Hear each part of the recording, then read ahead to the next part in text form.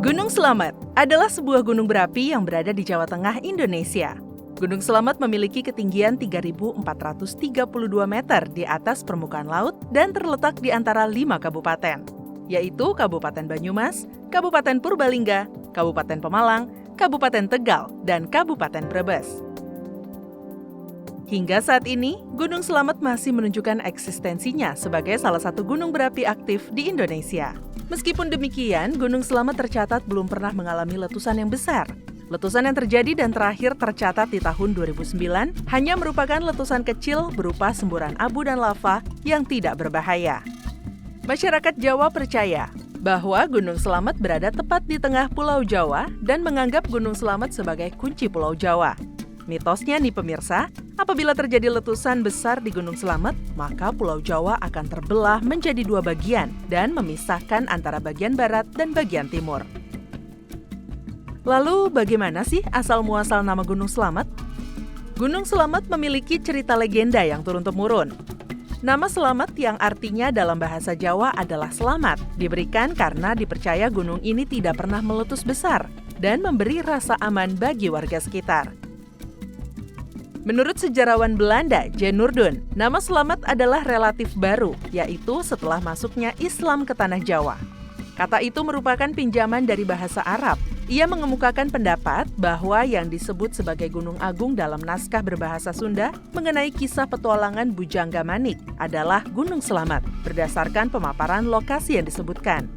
Mendaki Gunung Slamet bukanlah hal yang mudah.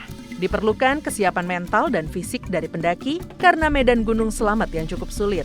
Kali ini, kami ajak pemirsa mendaki melalui jalur pendakian Gunung Slamet via Bambangan, Desa Kutabawa, Kecamatan Karangreja, Purbalingga. Dengan estimasi waktu perjalanan 11,5 jam, pemirsa akan dikuatkan dengan jalur yang terus menanjak mulai dari pos 1.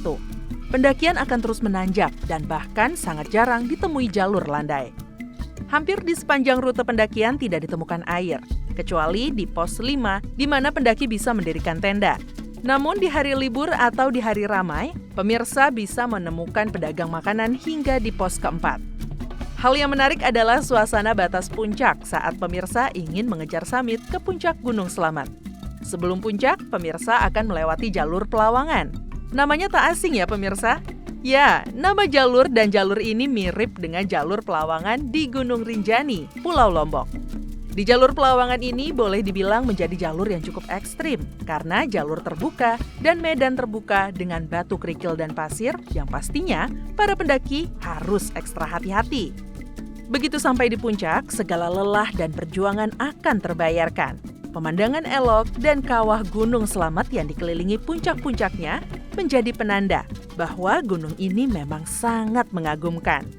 Tak ayal, gunung ini meskipun sulit untuk ditaklukkan, namun memberi nuansa kedamaian bagi siapa saja yang mengunjunginya.